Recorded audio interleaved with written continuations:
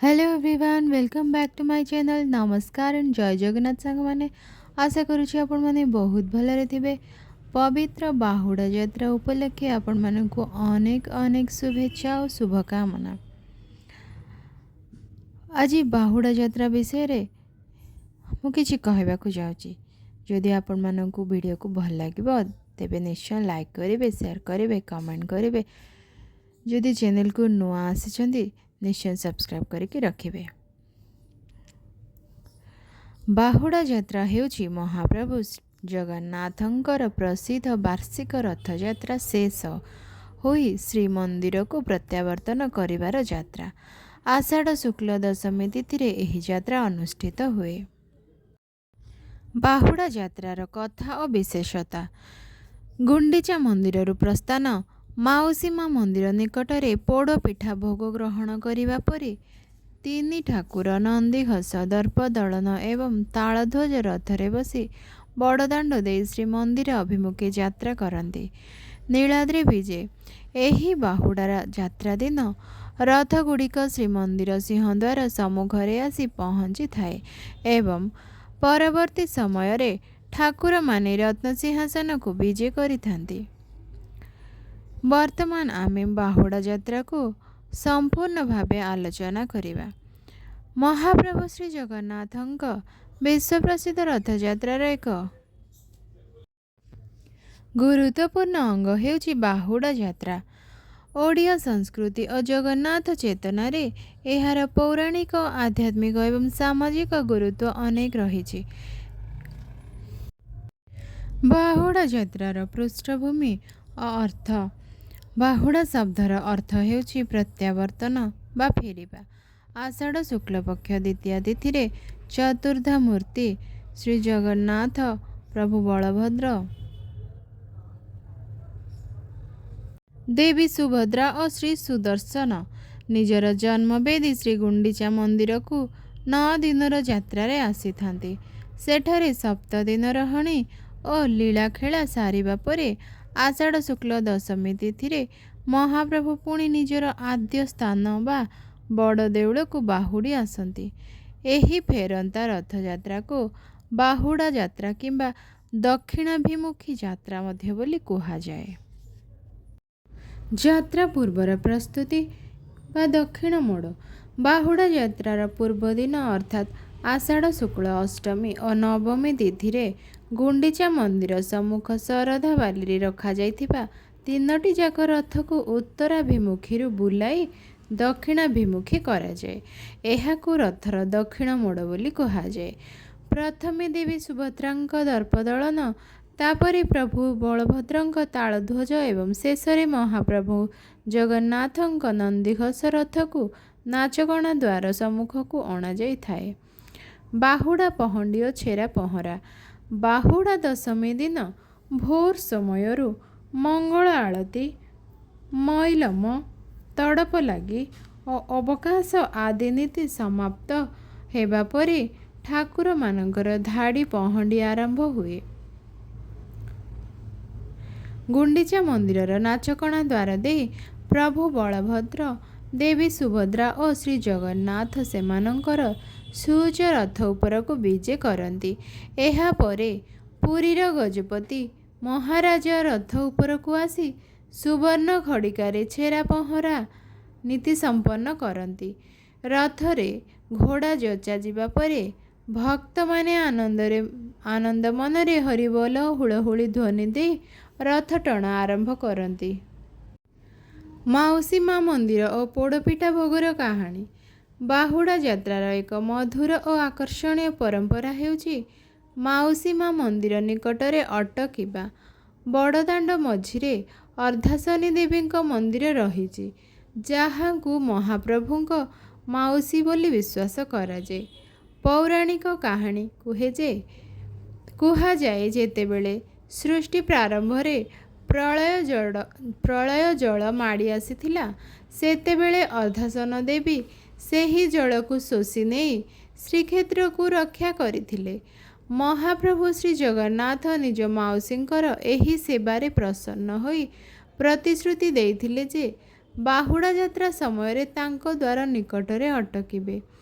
ଏହି ପରମ୍ପରା ଅନୁଯାୟୀ ବାହୁଡ଼ା ଦିନ 3 ରଥ ମାଉସୀ ମା ମନ୍ଦିର ସମ୍ମୁଖରେ ପହଞ୍ଚିବା ପରେ ସେଠାରେ ରଥ ଉପରେ ମହାପ୍ରଭୁଙ୍କୁ ସୁଆଦିଆ ପୋଡ଼ପିଠା ଭୋଗ ଲାଗି କରାଯାଇଥାଏ।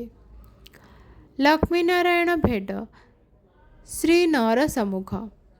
ରଥ ଆଗକୁ ବଢ଼ି ଶ୍ରୀନଅର ଗଜପତିଙ୍କ ପ୍ରସାଦ ସମ୍ମୁଖରେ ପହଞ୍ଚିବା ପରେ ଲକ୍ଷ୍ମୀନାରାୟଣ ଭେଟ ନୀତି ଅନୁଷ୍ଠିତ ହୁଏ। ମହାପ୍ରଭୁ ତାଙ୍କୁ ନ ଜଣାଇ ଗୁଣ୍ଡିଚା ଘରକୁ ଚାଲି ଯାଇଥିବାରୁ ମାତା ଲକ୍ଷ୍ମୀ ଅଭିମାନ କରିଥାନ୍ତି। ବାହୁଡ଼ା ଦିନ ମହାପ୍ରଭୁ ଫେରୁଥିବା ଜାଣି ମାତା ଲକ୍ଷ୍ମୀ ଏକ ସୁବର୍ଣ୍ଣ ପାଲିଙ୍କିରେ ଚାହାଣୀ ମଣ୍ଡପକୁ ଆସି ନନ୍ଦିଘୋଷ ରଥ ଉପରେ ବିରାଜମାନ ଜଗନ୍ନାଥଙ୍କୁ ଦର୍ଶନ କରନ୍ତି। ଏହି ସମୟରେ ମହାପ୍ରଭୁ ନିଜ ପତ୍ନୀଙ୍କ ମାନଭଞ୍ଜନ ପାଇଁ ଆଜ୍ଞାମାଳ ପ୍ରଦାନ କରନ୍ତି। ସିଂହଦ୍ୱାରରେ ପହଞ୍ଚିବା ଓ ପରବର୍ତ୍ତୀ ନୀତି। ବାହୁଡ଼ା ଯାତ୍ରା ଶେଷରେ 3ଟି ଯାକ ରଥ ଆସି ଶ୍ରୀମନ୍ଦିରର ସିଂହଦ୍ୱାର ସମ୍ମୁଖରେ ଲାଗିଥାଏ। ରଥ ପହଞ୍ଚିବା ପରେ ମଧ୍ୟ ଠାକୁରମାନେ ସେହିଦିନ ମନ୍ଦିର ଭିତରକୁ ଯାଆନ୍ତି ନାହିଁ। ଏହାପରେ କିଛି ଦିନ ଧରି ଗୁରୁତ୍ୱପୂର୍ଣ୍ଣ ନୀତି ଚାଲେ। ସୁନାବେଶ। ରଥ ଉପରେ ହିଁ ଚତୁର୍ଦ୍ଧାମୂର୍ତ୍ତିଙ୍କୁ ପ୍ରଚୁର ସ୍ୱର୍ଣ୍ଣ ଅଳଙ୍କାରରେ ସଜ୍ଜିତ କରାଯାଏ, ଯାହାକୁ ବଡ଼ତଡ଼ାଉ ବେଶ ବା ସୁନାବେଶ କୁହାଯାଏ। ଅଧରପଣା। ଭୂତ ପ୍ରେତ ଓ ଅଶରୀରୀମାନଙ୍କ ଉଦ୍ଧାର ପାଇଁ ରଥ ଉପରେ ସ୍ୱତନ୍ତ୍ର ମାଟି ପାତ୍ରରେ ପଣା ଭୋଗ ଲାଗି କରାଯାଇଥାଏ। ରଥ ଉପରେ ହିଁ ଭଙ୍ଗାଯାଏ। ନୀଳାଦ୍ରି ବିଜେ। ଶେଷରେ ଆଷାଢ଼ ଶୁକ୍ଳ ତ୍ରୟୋଦଶ ତିଥିରେ ମହାପ୍ରଭୁ ଗୋଟି ପହଣ୍ଡିରେ ରଥରୁ ଓହ୍ଲାଇ ପୁଣି ରତ୍ନସିଂହାସନକୁ ବିଜେ କରନ୍ତି। ସେଦିନ ମାତା ଲକ୍ଷ୍ମୀଙ୍କ ଅଭିମାନ ଭାଙ୍ଗିବା ପାଇଁ ଜଗନ୍ନାଥ ତାଙ୍କୁ ରସଗୋଲା ଖୁଆଇବାର ସୁନ୍ଦର ପରମ୍ପରା ରହିଛି। ବାହୁଡ଼ା ଯାତ୍ରାର ଆଧ୍ୟାତ୍ମିକ ଏବଂ ଦାର୍ଶନିକ ମହତ୍ତ୍ୱ ମଧ୍ୟ ଅତ୍ୟନ୍ତ ଗଭୀର।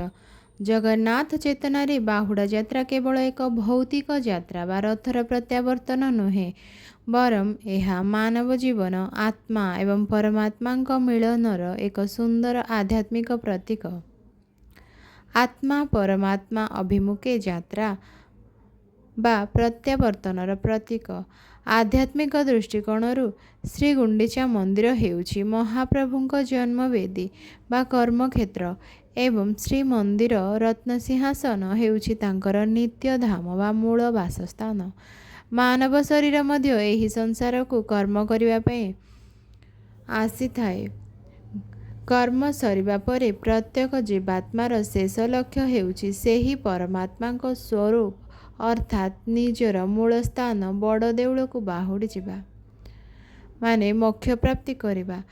ବାହୁଡ଼ା ଯାତ୍ରା ମନୁଷ୍ୟକୁ ମନେ ପକାଇ ଦିଏ ଯେ ସଂସାରର ସମସ୍ତ ଲୀଳାଖେଳା ସରିବା ପରେ ଦିନେ ନା ଦିନେ ସମସ୍ତଙ୍କୁ ନିଜର ପ୍ରକୃତ ଘର ଅର୍ଥାତ୍ ଈଶ୍ୱରଙ୍କ ଚରଣକୁ ବାହୁଡ଼ିବାକୁ ପଡ଼ିବ। ଦକ୍ଷିଣାଭିମୁଖୀ ଯାତ୍ରା ଓ ମୁକ୍ତିର ମହିମା। ବାହୁଡ଼ା ଯାତ୍ରାକୁ ଦକ୍ଷିଣାଭିମୁଖୀ ଯାତ୍ରା କୁହାଯାଏ କାରଣ ଏହି ଦିନ ରଥଗୁଡ଼ିକ ଦକ୍ଷିଣ ଦିଗରେ ଥିବା ଶ୍ରୀମନ୍ଦିର ଆଡ଼କୁ ଅଗ୍ରସର ହୋଇଥାନ୍ତି। ସନାତନ ଧର୍ମରେ ଦକ୍ଷିଣ ଦିଗର ଅଧିପତି ହେଉଛି ଯମରାଜ, ମାନେ ମୃତ୍ୟୁର ଦେବତା। ବିଶ୍ୱାସ ରହିଛି ଯେ ଯେତେବେଳେ ମହାପ୍ରଭୁ ସ୍ୱୟଂ ଦକ୍ଷିଣ ଦିଗକୁ ମୁହଁ କରି ରଥରେ ବିରାଜମାନ କରନ୍ତି, ସେତେବେଳେ ଯମରାଜଙ୍କର ଭୟ ଦୂର ହୋଇଯାଏ। ବାହୁଡ଼ା ଦିନ ରଥ ଉପରେ ଦକ୍ଷିଣାଭିମୁଖୀ ଜଗନ୍ନାଥଙ୍କୁ ଦର୍ଶନ କଲେ ମନୁଷ୍ୟ ଯମଦଣ୍ଡରୁ ମୁକ୍ତି ପାଏ ଏବଂ ତାକୁ ସହଜରେ ମୋକ୍ଷପ୍ରାପ୍ତି ହୁଏ ବୋଲି ଶାସ୍ତ୍ରରେ କୁହାଯାଇଛି। ଭକ୍ତି ଓ ସମର୍ପଣର ଚରମ ସୀମା। ରଥଯାତ୍ରାର ପ୍ରାରମ୍ଭରେ ଭକ୍ତମାନେ ମନରେ ପ୍ରଭୁଙ୍କୁ ନିଜ ପାଖକୁ ଆଣିବାର ଯେଉଁ ଉତ୍ସାହ ଥାଏ, ବାହୁଡ଼ା ଯାତ୍ରା ବେଳକୁ ତାହା ଏକ ବିରହ ଏବଂ ଭକ୍ତିର ଆଧ୍ୟାତ୍ମିକ ରୂପ ନେଇଥାଏ। ଭକ୍ତ ଜାଣିଥାଏ ଯେ ପ୍ରଭୁ ପୁଣି ବଡ଼ଦେଉଳର ଗମ୍ଭୀରା ଭିତରକୁ ଚାଲିଯିବେ, ଯେଉଁଠି ତାଙ୍କୁ ସହଜରେ ସ୍ପର୍ଶ କରିହେବ ନାହିଁ। ତେଣୁ ବାହୁଡ଼ା ଦିନ ବଡ଼ଦାଣ୍ଡରେ ଭକ୍ତ ଓ ଭଗବାନଙ୍କ ମଧ୍ୟରେ ଏକ ଅଦ୍ଭୁତ ଭାବର ଆଦାନ ପ୍ରଦାନ ହୁଏ। ଭକ୍ତମାନେ ଅଶ୍ରୁପୂର୍ଣ୍ଣ ନୟନରେ ରଥ ଦଉଡ଼ିକୁ ଆପଣାର ଭାବି ଟାଣିଥାନ୍ତି, ଯାହା ଶରଣାଗତି ଓ ସମ୍ପୂର୍ଣ୍ଣ ସମର୍ପଣର ଏକ ବଡ଼ ଉଦାହରଣ। ପାରିବାରିକ ସ୍ନେହ ଓ ମାନବୀୟ ସମ୍ବେଦନଶୀଳତା। ବାହୁଡ଼ା ଯାତ୍ରାରେ ମାଉସୀ ମାଙ୍କ ଘରେ ପୋଡ଼ପିଠା ଖାଇବା ଏବଂ ଶ୍ରୀମନ୍ଦିର ଦ୍ୱାର ନିକଟରେ ମାତା ଲକ୍ଷ୍ମୀଙ୍କ ଅଭିମାନ ଭାଙ୍ଗିବା ପାଇଁ ରସଗୋଲା ଖୁଆଇବା ନୀତି ଏକ ଗଭୀର ଆଧ୍ୟାତ୍ମିକ ବାର୍ତ୍ତା ରହିଛି। ଏହା ଦର୍ଶାଏ ଯେ ସ୍ୱୟଂ ବ୍ରହ୍ମାଣ୍ଡର ନାଥ ମଧ୍ୟ ସଂସାରର ସ୍ନେହ, ଆଦର, ପାରମ୍ପରିକ ସମ୍ପର୍କ ଏବଂ ପତ୍ନୀଙ୍କ ମାନ ଅଭିମାନର ମର୍ଯ୍ୟାଦା ରଖନ୍ତି। ଏହି ଲୀଳା ମାଧ୍ୟମରେ ପ୍ରଭୁ ମଣିଷ ସମାଜକୁ ଶିକ୍ଷା ଦିଅନ୍ତି ଯେ ସଂସାରରେ ସମ୍ପର୍କର ସୁରକ୍ଷା ଓ ମଧୁରତା କେତେ ଆବଶ୍ୟକ। ସଂକ୍ଷେପରେ କହିବାକୁ ଗଲେ, ବାହୁଡ଼ା ଯାତ୍ରାର ଆଧ୍ୟାତ୍ମିକତା ଆମକୁ ଶିଖାଏ ଯେ ଆମର ଜୀବନ ରୂପକ ରଥ ସଦାବେଳେ ସେହି ପରମେଶ୍ୱରଙ୍କ ଆଡ଼କୁ ଗତିଶୀଳ ହେବା ଉଚିତ। ଆଜି ଆଉ କିଛି ଆଲୋଚନା କରିବା ଆମେ ଭଗବାନଙ୍କର ଆଖି ବିଷୟରେ। ମହାପ୍ରଭୁଙ୍କ ବଡ଼ ବଡ଼ ଆଖିର ରହସ୍ୟ କ'ଣ ରହିଛି? ମହାପ୍ରଭୁ ଚକା ଆଖି ସବୁ ଦେଖୁଛି ବୋଲି କଥାରେ ଅଛି। ଶ୍ରୀ ଜଗନ୍ନାଥଙ୍କ ବିଗ୍ରହର ସବୁଠାରୁ ବିଶେଷ ଲକ୍ଷଣ ହେଉଛି ତାଙ୍କର ବିଶାଳ ଗୋଲାକାର ଆଖି। ଅନ୍ୟ ଦେବଦେବୀଙ୍କ ପରି ତାଙ୍କର ପଲକ ନାହିଁ। ସେଥିପାଇଁ ଓଡ଼ିଶାରେ ଏକ ପ୍ରସିଦ୍ଧ କଥା ଅଛି, ଜଗନ୍ନାଥ କେବେ ଆଖି ବନ୍ଦ କରନ୍ତି ନାହିଁ। ସେ ସମସ୍ତ ଜଗତ ଉପରେ ସଦା ନଜର ରଖିଛନ୍ତି। ଏହା ଏକ ଭକ୍ତିମୂଳକ ବିଶ୍ୱାସ ଯାହା ଭକ୍ତମାନଙ୍କ ମଧ୍ୟରେ ବହୁ ପ୍ରଚଳିତ। କାହିଁକି ଏତେ ବଡ଼ ବଡ଼ ଆଖି ଅଛି? ଶ୍ରୀ ଜଗନ୍ନାଥ ହେଉଛନ୍ତି ଜଗତର ନାଥ, ସମଗ୍ର ସୃଷ୍ଟିର ପ୍ରଭୁ। ତାଙ୍କ ବଡ଼ ଆଖିର ଅର୍ଥ ହେଉଛି ସେ ସମସ୍ତଙ୍କୁ ସମାନ ଭାବରେ ଦେଖନ୍ତି। ଧନୀ ଦରିଦ୍ର, ଜାତି ଧର୍ମର କୌଣସି ଭେଦ କରନ୍ତି ନାହିଁ। ଭକ୍ତଙ୍କ ସୁଖ ଓ ଦୁଃଖ ଉଭୟକୁ ଜାଣନ୍ତି। ସର୍ବଦ୍ରଷ୍ଟା ଓ ସର୍ବସାକ୍ଷୀ ଅଟନ୍ତି ସେ। ପଲକ କାହିଁକି ନାହିଁ?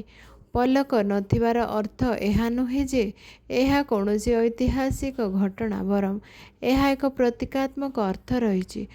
ଭକ୍ତମାନେ କହନ୍ତି, ମହାପ୍ରଭୁ କେବେ ବିଶ୍ରାମ ନିଅନ୍ତି ନାହିଁ। ସେ ସଦା ଭକ୍ତଙ୍କ ରକ୍ଷାରେ ନିୟୋଜିତ।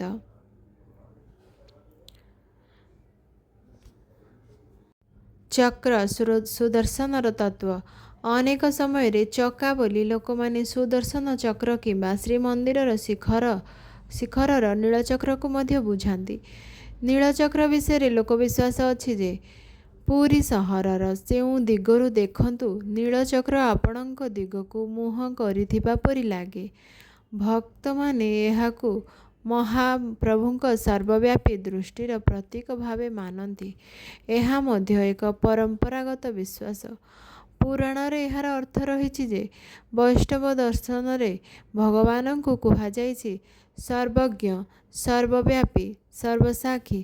ସର୍ବଜ୍ଞମାନେ ସବୁ କିଛି ଜାଣନ୍ତି, ସର୍ବବ୍ୟାପୀମାନେ ସବୁଠାରେ ବିରାଜମାନ, ସର୍ବସାକ୍ଷୀମାନେ ସମସ୍ତ କର୍ମର ସାକ୍ଷୀ ଅଟନ୍ତି। ଶ୍ରୀ ଜଗନ୍ନାଥଙ୍କ ବିଗ୍ରହର ବଡ଼ ଆଖି ଏହି ତିନୋଟି ଗୁଣର ପ୍ରତୀକ ଭାବେ ବ୍ୟାଖ୍ୟା କରାଯାଏ। ଲୋକକଥା ରହିଛି ଯେ ଓଡ଼ିଶାର ଗ୍ରାମାଞ୍ଚଳରେ ଏକ ସୁନ୍ଦର କଥା ପ୍ରଚଳିତ। ଜଣେ ଭକ୍ତ ଭାବିଲେ, ମୁଁ ଏକା ଅଛି, ମୋତେ କେହି ଦେଖୁନାହାନ୍ତି। ସେତେବେଳେ ଜଣେ ସାଧୁ କହିଲେ, ତୁମେ ଏକା ହୋଇପାର, କିନ୍ତୁ ଜଗନ୍ନାଥଙ୍କ ଦୃଷ୍ଟିରୁ କେବେ ବାହାରେ ନୁହେଁ। ଏହି କାହାଣୀର ଶିକ୍ଷା ହେଉଛି ଯେ ଭଗବାନ ସବୁବେଳେ ଆମ କର୍ମର ସାକ୍ଷୀ ହୋଇ ରହିଥାନ୍ତି। ଆମେ ଯେଉଁ କର୍ମ କରୁନା କାହିଁକି, ଯଦି ଆମେ ଭାବିବା ଆମକୁ କେହି ଦେଖୁନାହାନ୍ତି ବୋଲି, ଭଗବାନଙ୍କ ନଜରରେ ସବୁବେଳେ ଆମେ ରହିଥାନ୍ତି। ଭଗବାନ ସବୁ ଦେଖିପାରନ୍ତି। ଇତିହାସ କହେ ଯେ ଇତିହାସବିଦ କଳା ଗବେଷକମାନଙ୍କ ମତରେ ଶ୍ରୀଜଗନ୍ନାଥଙ୍କ ବିଗ୍ରହର ବଡ଼ ଗୋଲାକାର ଆଖି ଏକ ପ୍ରାଚୀନ ଆଦିବାସୀ ଓ ବୈଷ୍ଣବ କଳା ପରମ୍ପରାର ଅନନ୍ୟ ରୂପ। ଏହାର ପ୍ରତୀକାତ୍ମକ ଅର୍ଥକୁ ପରେ ଭକ୍ତ ପରମ୍ପରା ଆହୁରି ସମୃଦ୍ଧ କରିଛି। ତେଣୁ ମହାପ୍ରଭୁଙ୍କ ଆଖି ସବୁକିଛି ଦେଖୁଛି ବୋଲି କଥାଟି ଏକ ଐତିହାସିକ ଘଟଣା ନୁହେଁ, ବରଂ ଭକ୍ତି ଓ ଦର୍ଶନର ଗଭୀର ପ୍ରତୀକ। ଏକ ସୁନ୍ଦର ଓଡ଼ିଆ ଉକ୍ତି ଅଛି, ମହାପ୍ରଭୁଙ୍କ ଆଖିରେ ପଲକ ନାହିଁ, କାରଣ ସେ କେବେ ଭକ୍ତଙ୍କୁ ନଜରରୁ ଦୂର କରନ୍ତି ନାହିଁ। ସେ ସମସ୍ତଙ୍କ ଦୁଃଖ ସୁଖ ପ୍ରାର୍ଥନା ଓ ଭକ୍ତିକୁ ସଦା ଦେଖୁଛନ୍ତି। ଆଦିବାସୀ ପରମ୍ପରାର ପ୍ରଭାବ ମଧ୍ୟ ରହିଛି। ଇତିହାସବିଦ୍ମାନଙ୍କ ମତରେ ଶ୍ରୀଜଗନ୍ନାଥଙ୍କ ରୂପରେ ପ୍ରାଚୀନ ଶବର ଜନଜାତିର କାଠ ବିଗ୍ରହ ଶୈଳୀର ପ୍ରଭାବ ମଧ୍ୟ ଦେଖାଯାଏ। ସେହି କାଠ ବିଗ୍ରହମାନଙ୍କରେ ବଡ଼ ଗୋଲାକାର ଆଖି ଅଙ୍କନର ପରମ୍ପରା ଥିଲା।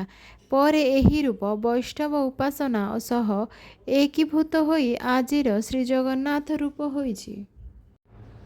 ନବକଳେବରରେ ନେତ୍ରୋତ୍ସବ ମହାପ୍ରଭୁଙ୍କ ଦିବ୍ୟ ଦୃଷ୍ଟିର ପ୍ରକାଶ।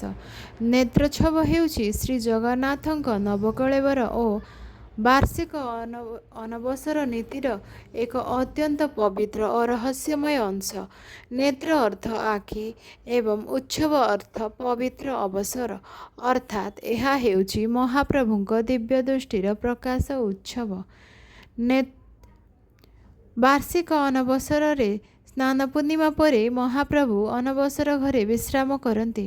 ପ୍ରାୟ 15 ଦିନ ଧରି ସାଧାରଣଙ୍କୁ ଭକ୍ତଙ୍କୁ ଦର୍ଶନ ମିଳେ ନାହିଁ। ଅନବସରରେ ଶେଷ ଦିନରେ ନେତ୍ରୋତ୍ସବ ହୁଏ, ତାପରେ ନବଯୌବନ ଦର୍ଶନ ହୁଏ ଏବଂ ପରଦିନ ରଥଯାତ୍ରା। ନବକଳେବର ବର୍ଷରେ ନୂଆ ଦାରୁ ବିଗ୍ରହ ନିର୍ମାଣ ଓ ବ୍ରହ୍ମ ପରିବର୍ତ୍ତନ ସମ୍ପନ୍ନ ହେବା ପରେ ଶେଷ ପର୍ଯ୍ୟାୟରେ ନେତ୍ର ଉତ୍ସବ ହୁଏ। ଏହାପରେ ପ୍ରଥମ ଥର ପାଇଁ ଭକ୍ତମାନେ ନୂତନ ବିଗ୍ରହଙ୍କୁ ଦର୍ଶନ କରନ୍ତି। ନେତ୍ରୋତ୍ସବରେ କ'ଣ ହୁଏ? ନେତ୍ରୋତ୍ସବର ମୁଖ୍ୟ ନୀତି ହେଉଛି ଆଖି ଅଙ୍କନ। ଶ୍ରୀବିଗ୍ରହ ସମସ୍ତ ରୂପ ସଜାସଜି ହୋଇଥାଏ, କିନ୍ତୁ ଶେଷରେ ତାଙ୍କ ଆଖି ଅଙ୍କନ କରାଯାଏ। ଏହି କାର୍ଯ୍ୟ ଅତ୍ୟନ୍ତ ଗୋପନୀୟ ଓ ପବିତ୍ର। ପରମ୍ପରା ଅନୁସାରେ ଏହା ନିର୍ଦ୍ଦିଷ୍ଟ ସେବାୟତଙ୍କ ଦ୍ୱାରା ମନ୍ତ୍ରୋଚ୍ଚାରଣ ସହିତ ସମ୍ପନ୍ନ ହୋଇଥାଏ। ଆଖି ଅଙ୍କନର ଅର୍ଥ। ଶ୍ରୀମନ୍ଦିର ପରମ୍ପରାରେ ଆଖି ଅଙ୍କନକୁ କେବଳ ଚିତ୍ରକଳା ବୋଲି ମନାଯାଏ ନାହିଁ। ଭକ୍ତମାନଙ୍କ ବିଶ୍ୱାସ ରହିଛି ଯେ ଆଖି ଅଙ୍କନ ସହିତ ମହାପ୍ରଭୁ ଜଗତକୁ ପୁଣି ଦିବ୍ୟ ଦୃଷ୍ଟିରେ ଦେଖିବା ଆରମ୍ଭ କରନ୍ତି। ଏହି କାରଣରୁ ନେତ୍ରୋତ୍ସବକୁ ମହାପ୍ରଭୁଙ୍କ ନୂତନ ଜୀବନର ପ୍ରକାଶର ପ୍ରତୀକ ଭାବେ ମଧ୍ୟ ଦେଖାଯାଇଥାଏ। ନବକଳେବରରେ ନେତ୍ରୋତ୍ସବର ବିଶେଷ ମହତ୍ତ୍ୱ। ପୁରୁଣା ଦାରୁ ବିଗ୍ରହଙ୍କ ଅନ୍ତର୍ଲୀନ ହୁଏ। ବ୍ରହ୍ମ ପଦାର୍ଥ ନୂତନ ବିଗ୍ରହକୁ ସ୍ଥାନାନ୍ତରିତ ହୁଏ। ନୂଆ ବିଗ୍ରହ ଦିବ୍ୟ ସ୍ୱରୂପରେ ପ୍ରତିଷ୍ଠିତ ହୁଅନ୍ତି। ତାପରେ ନେତ୍ରୋତ୍ସବ ମାଧ୍ୟମରେ ତାଙ୍କ ଦିବ୍ୟ ଦୃଷ୍ଟିର ପ୍ରକାଶ ହୁଏ। ସେଥିପାଇଁ ନବକଳେବରର ନେତ୍ରୋତ୍ସବ ସାଧାରଣ ବର୍ଷ ଅପେକ୍ଷା ଅଧିକ ମହତ୍ତ୍ୱପୂର୍ଣ୍ଣ। ଆଧ୍ୟାତ୍ମିକ ତତ୍ତ୍ୱ ହେଉଛି, ନେତ୍ରୋତ୍ସବ ଆମକୁ ଶିଖାଏ ଦିବ୍ୟ ଦୃଷ୍ଟି ବାହ୍ୟ ଆଖିରେ ନୁହେଁ, ଅନ୍ତରର ଜାଗରଣରେ। ଜୀବନରେ ନବୀକରଣ ସମ୍ଭବ। ଭଗବାନ ସଦା ଭକ୍ତଙ୍କ ଉପରେ କୃପା ଦୃଷ୍ଟି ରଖିଥାନ୍ତି। ନେତ୍ରୋତ୍ସବ ସହ ଜଡ଼ିତ ଏକ ପ୍ରଚଳିତ ବିଶ୍ୱାସ ରହିଛି ଯେ ନେତ୍ରୋତ୍ସବରେ ମହାପ୍ରଭୁଙ୍କ ପ୍ରଥମ ଦୃଷ୍ଟି ସମଗ୍ର ବିଶ୍ୱର ମଙ୍ଗଳ ପାଇଁ ହୋଇଥାଏ। ଏହା ଏକ ଭକ୍ତିମୂଳକ ବିଶ୍ୱାସ। ଶ୍ରୀମନ୍ଦିରର ପାରମ୍ପରିକ ନୀତିରେ ନେତ୍ରୋତ୍ସବର ବିଶେଷ ମହତ୍ତ୍ୱ ନିଶ୍ଚିତ ଥିଲେ ମଧ୍ୟ ପ୍ରଥମ ଦୃଷ୍ଟି ସମଗ୍ର ବିଶ୍ୱ ପାଇଁ ବୋଲି ଉକ୍ତିଟି ଭକ୍ତି ପରମ୍ପରାର ବ୍ୟାଖ୍ୟା, କୌଣସି ନିର୍ଦ୍ଦିଷ୍ଟ ମନ୍ଦିର ନୀତିର ଶାସ୍ତ୍ରୀୟ ବିଧାନ ନୁହେଁ। ନବକଳେବର ଓ ନେତ୍ରୋତ୍ସବ ସମୟରେ ଶ୍ରୀଜଗନ୍ନାଥ, ଶ୍ରୀବଳଭଦ୍ର ଓ ଦେବୀ ସୁଭଦ୍ରା ଏବଂ ସୁଦର୍ଶନଙ୍କ ବିଗ୍ରହରେ ଆଖି ଅଙ୍କନ। ଶ୍ରୀବିଗ୍ରହରେ ଆଖି ଅଙ୍କନ ମାନେ ନେତ୍ର ଅଙ୍କନ ଏକ ଅତ୍ୟନ୍ତ ପବିତ୍ର ନୀତି। ଏହି କାମ ସାଧାରଣ ଚିତ୍ରକଳା ନୁହେଁ। ଶ୍ରୀମନ୍ଦିରର ପରମ୍ପରାରେ ଏହାକୁ ଦିବ୍ୟ ଦୃଷ୍ଟିର ପ୍ରକାଶ ବୋଲି ମନାଯାଏ। ଏଠାରେ ଯେଉଁ ସାମଗ୍ରୀ ଓ ରଙ୍ଗ ବ୍ୟବହୃତ ହୁଏ, ସେଗୁଡ଼ିକ ପରମ୍ପରାଗତ ଭାବରେ ପ୍ରାକୃତିକ ଉତ୍ସରୁ ପ୍ରସ୍ତୁତ କରାଯାଏ। ତେବେ ଏହି ନୀତି ଅନେକ ଅଂଶ ଗୋପନୀୟ ଥିବାରୁ ନିର୍ଦ୍ଦିଷ୍ଟ ମିଶ୍ରଣ କିମ୍ବା ପ୍ରସ୍ତୁତି ପଦ୍ଧତି ସାର୍ବଜନୀନ ଭାବେ ସମ୍ପୂର୍ଣ୍ଣ ଘୋଷିତ ହୁଏ ନାହିଁ। ନେତ୍ର ଅଙ୍କନରେ ପ୍ରଚଳିତ ପ୍ରାକୃତିକ ରଙ୍ଗ କିପରି ବ୍ୟବହାର ହୁଏ, କିପରି ବନା ହୁଏ, କିପରି ତିଆରି କରାଯାଏ, ଆମେ ଏବେ ଆଲୋଚନା କରିବା। ଧଳା ରଙ୍ଗ ଆଖିର ଶ୍ୱେତ ଭାଗ। ଶଙ୍ଖ ଚୂରା କିମ୍ବା ଶଙ୍ଖରୁ ପ୍ରସ୍ତୁତ ଧଳା ଚୂର୍ଣ୍ଣ କେବେ କେବେ ଚୂନାର୍ଦ୍ଧମୟୀ ପ୍ରାକୃତିକ ଧଳା ପଦାର୍ଥ, କଳା ରଙ୍ଗ ବା ନେତ୍ରମଣି ପୁତଳି, ଦୀପର କାଜଳ, ଘିଅ କିମ୍ବା ତେଲ ଦୀପରୁ ଧୂଆଁରୁ ସଂଗୃହୀତ କଳା କାର୍ବନ ହୋଇଥାଏ। ଲାଲ ନେତ୍ରର ରେଖା ଓ ଚାରିପାଖରେ ଯେଉଁ ରହିଥାଏ। ହିଙ୍ଗୁଳ ସିନାବାର ଧର୍ମୀୟ ପରମ୍ପରାଗତ ରଙ୍ଗ, ଯାହାକୁ ହିଙ୍ଗୁଳ କୁହାଯାଏ। ଗେରୁଆ କିମ୍ବା ଅନ୍ୟ ପ୍ରକୃତିର ଲାଲ ରଙ୍ଗ, ହଳଦିଆ ବା ସୁନାଳି ଛାୟା, ହରିତାଳ, ହଳଦୀ କିମ୍ବା ଅନ୍ୟ ପ୍ରାକୃତିକ ହଳଦିଆ ଖଣିଜ ଉଦ୍ଭିଦ ଉତ୍ସ, ନୀଳ ଓ ଅନ୍ୟ ସୂକ୍ଷ୍ମ ଛାୟା, ପରମ୍ପରାଗତ ଉଦ୍ଭିଦ କିମ୍ବା ଖଣିଜ ଆଧାରିତ ରଙ୍ଗ। ତଥାପି ନେତ୍ର ଅଙ୍କନରେ ମୁଖ୍ୟତଃ ଧଳା, କଳା ଓ ଲାଲର ପ୍ରାଧାନ୍ୟତା ଥାଏ। ରଙ୍ଗକୁ ବାନ୍ଧିବା ପାଇଁ ବ୍ୟବହୃତ ପ୍ରାକୃତିକ ମାଧ୍ୟମ ଗୁଡ଼ିକ ହେଲା ଗୋନ୍ଦ ବା ପ୍ରାକୃତିକ ଗମ୍, ଗଛର ରସରୁ ପ୍ରସ୍ତୁତ ଗମ୍ ଯାହାକୁ ରଙ୍ଗକୁ କାଠରେ ଭଲ ଭାବରେ ଧରି ରଖେ, କଠା କିମ୍ବା ଉଦ୍ଭିଦ ଆଧାରିତ ଆସ୍ତରଣ, କେତେକ ପରମ୍ପରାରେ ରଙ୍ଗକୁ ଘନ କରିବା ଓ ସ୍ଥିର କରିବା ପାଇଁ ବ୍ୟବହାର କରାଯାଏ। ପାଣି କିମ୍ବା ପବିତ୍ର ଜଳ, ରଙ୍ଗ ଘୋଳିବା ଓ ମନ୍ତ୍ରୋଚ୍ଚାରଣ ସହିତ ପବିତ୍ରତା ରକ୍ଷା ପାଇଁ ବ୍ୟବହାର କରାଯାଏ। ସୂକ୍ଷ୍ମ ତୁଳି ପରମ୍ପରାଗତ ଭାବରେ ଅତ୍ୟନ୍ତ ସୂକ୍ଷ୍ମ ରେଖା ଅଙ୍କନ ପାଇଁ ପ୍ରସ୍ତୁତ ହୋଇଥାଏ। ଆଖିର ଭିନ୍ନ ଭିନ୍ନ ଅଂଶରେ ରଙ୍ଗର ବ୍ୟବହାର।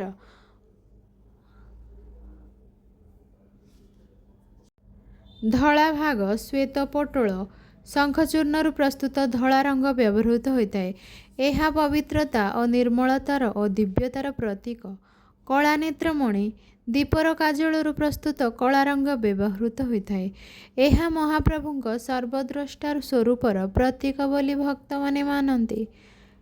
ଲାଲ ରେଖା, ଆଖିର ଚାରିପାଖ ଓ ନେତ୍ରର ସଜୀବତା ପ୍ରକାଶ ପାଇଁ ଲାଲ ରଙ୍ଗ ବ୍ୟବହାର କରାଯାଏ।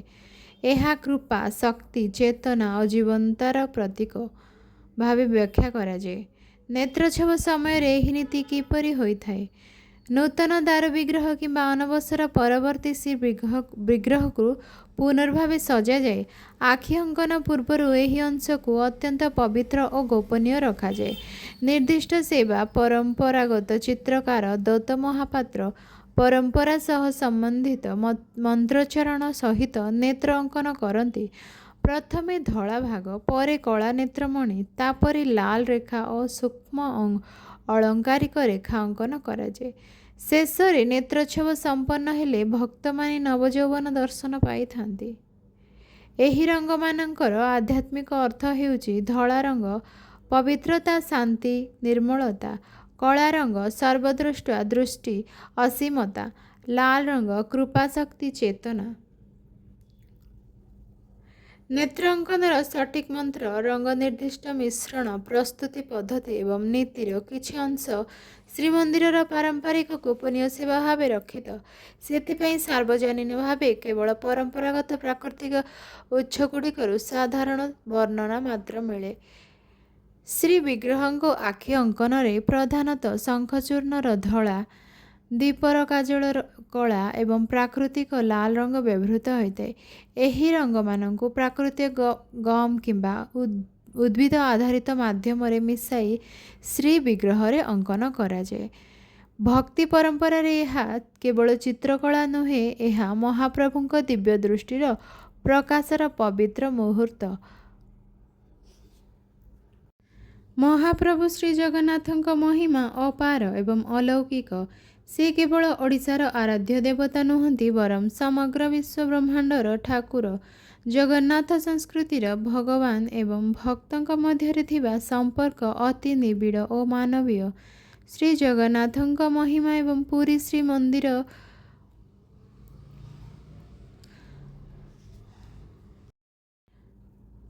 ଶ୍ରୀମନ୍ଦିର ସହ ଜଡ଼ିତ କେତେକ ଆଶ୍ଚର୍ଯ୍ୟଜନକ ତଥା ଅଲୌକିକ ରହସ୍ୟମାନ ରହିଛି। ପବନର ବିପରୀତ ଦିଗରେ ଉଡ଼ୁଥିବା ପତାକା ସେ ଭିତରୁ ଗୋଟିଏ। ସାଧାରଣ ବିଜ୍ଞାନର ନିୟମ ଅନୁସାରେ ପତାକା ପବନ ଯେଉଁଆଡ଼େ ବହେ ସେହି ଦିଗକୁ ଉଡ଼ିଥାଏ। ମାତ୍ର ଶ୍ରୀମନ୍ଦିର ଚୂଡ଼ାରେ ଥିବା ନେତ ବା ପତାକା ସର୍ବଦା ପବନ ବହୁଥିବା ଦିଗର ବିପରୀତ ଦିଗରେ ଉଡ଼ିଥାଏ, ଯାହାକି ଆଜି ପର୍ଯ୍ୟନ୍ତ ଏକ ବଡ଼ ରହସ୍ୟ ହୋଇ ରହିଯାଇଛି। ଭିଡ଼ିଓ ଯଦି ଆପଣମାନଙ୍କୁ ଭଲ ଲାଗିଥିବ ତାହେଲେ ନିଶ୍ଚୟ ସବସ୍କ୍ରାଇବ୍ କରନ୍ତୁ। ଜୟ ଜଗନ୍ନାଥ।